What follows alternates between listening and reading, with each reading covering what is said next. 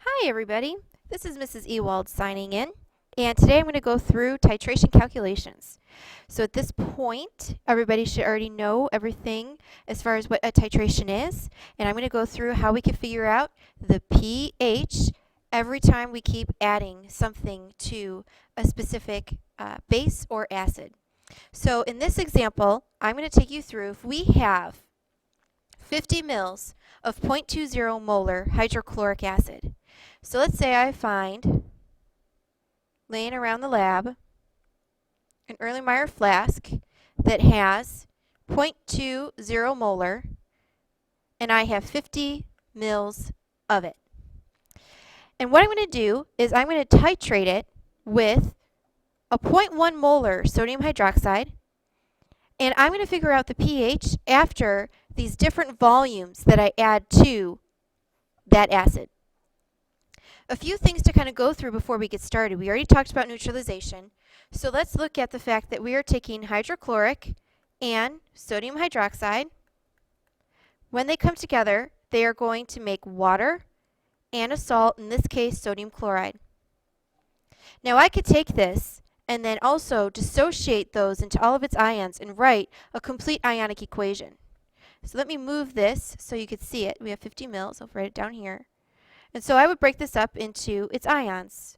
This you should all remember from solutions. And I'm just going to show you visually. This will stay together because it's a liquid. Move this over a little bit. Now I'm going to cancel out everything that's the same on both sides. So sodium and chlorine. Guess what I'm left with? The net ionic equation, which is hydrogen ion and hydroxide ion will make water. This is what I care about. I don't care about the sodium or the chlorine. I care about how much of this is in solution, how much of this is in solution. That's what I care about. Another thing, we already know that, and I'm going to write this over here in a different color. We already know that molarity is equal to moles over liter. But notice, all the volumes that we're using are milliliter. And we're always going to be titrating a small amount. So rather than saying moles per liter, let's go ahead and say molarity is equal to millimole per milliliter. And that will make our life a whole lot easier. So let's just jump right in. And now let's look at our first one. If we add 0 mils of our sodium hydroxide, nothing of our sodium hydroxide, I just want to know what is my pH of this solution. So that's simple. If I have 0.200 molar hydrochloric, dissociate that into its ions, it's a 1-to-1 ratio. So if I have 0.2 molar hydrochloric, I have 0.200 molar hydrogen ion. My pH then is simply taking the negative log of 0.2, and so my pH to start with of this solution is 0.699.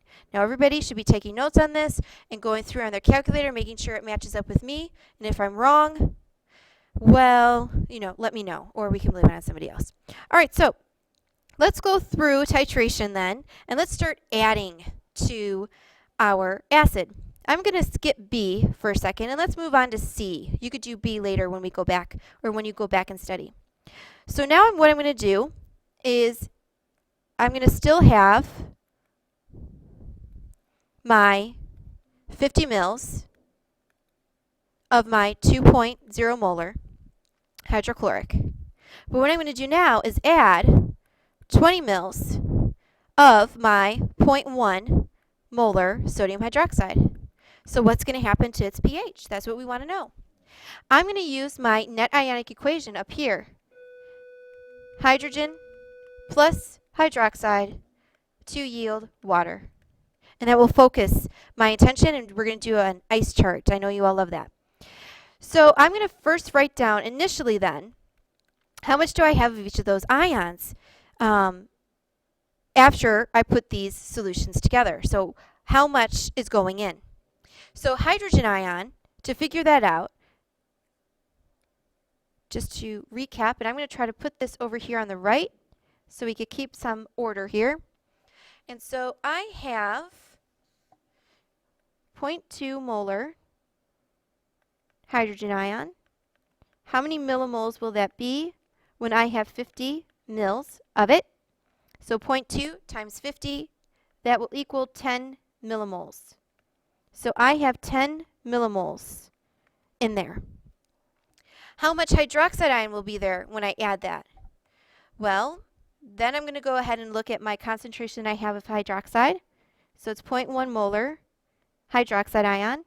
Note, it is a 1-to-1 ratio. If there were more, I would have to multiply. Equal to millimole over my volume that I'm adding, which is 20 mils. So 0.1 times 20, that will equal 2 millimole. I'm now going to plug this in over here. And now let's think about what's happening. I'm putting these together. Now, when I add that hydroxide ion to this hydrogen ion, right, this hydroxide is going to be attracted to the acid and bond to it, be absorbed. So I'm going to subtract this as my difference. You're always going to subtract the smaller number, so I'm going to end up with nothing there. But now, because I'm absorbing some of that, I'm going to be left with now just 8 millimoles of hydrogen ion left in solution. So now what I do to figure out my pH, I'm going to now take the 8 millimole over now my total volume after I add the 20 mils of sodium hydroxide. So this will be 50 plus 20 mils. Don't forget my units. And that will equal 0.114 molar of hydrogen ion.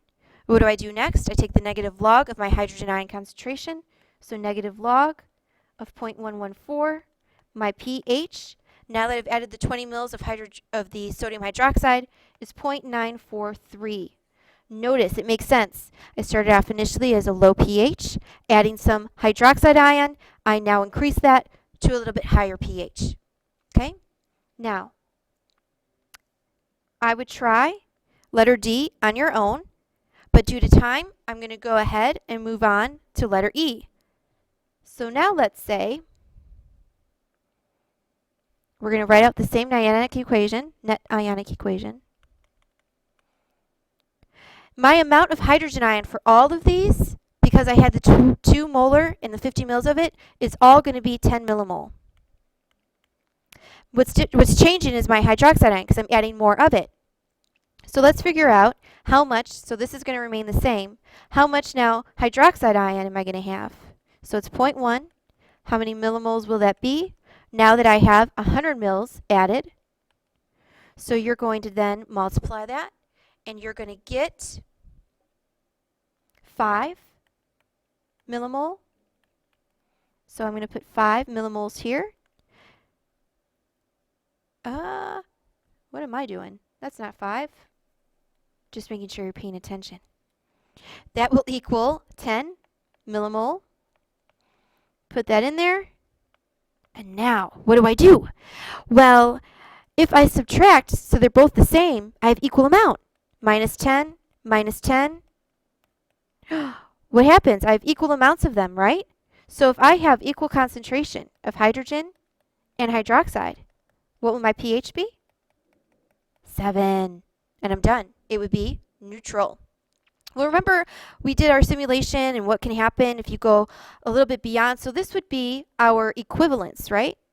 Our equivalence point. So this is when we have the neutralization occur and we have equal amount. This is when you add that one drop and it turns that nice pink color and it stays pink and you know you've got it. Well, let's say you overshoot that a little bit. So, you know, you're having an off day and I don't know, what number. Well, let's just say a little bit over. What would happen to our pH? Let's say I instead put in 101 mils of sodium hydroxide. Uh-oh. What's going to happen to my pH now of that solution? Will it really make a difference? I don't know. Let's work it out. So we'll call this our F. So we have hydrogen ion and hydroxide ion making water. I'm going to leave this the same, 10 millimoles. Going back to up here, 10 millimoles. We had the 10 millimoles here as well. What's changing is my hydroxide. So I have 0.1 molar equal to, well, how many millimoles will that be when I have 101 mils of sodium hydroxide?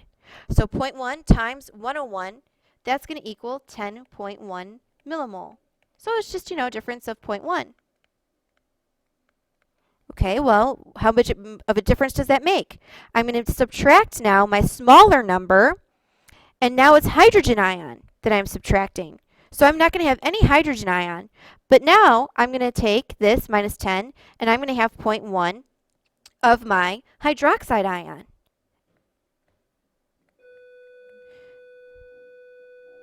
Ooh, time for lunch. So we're going to take 0.1, I'm almost done here, millimoles of the hydroxide ion now, and I'm going to divide that then by my total volume that I have.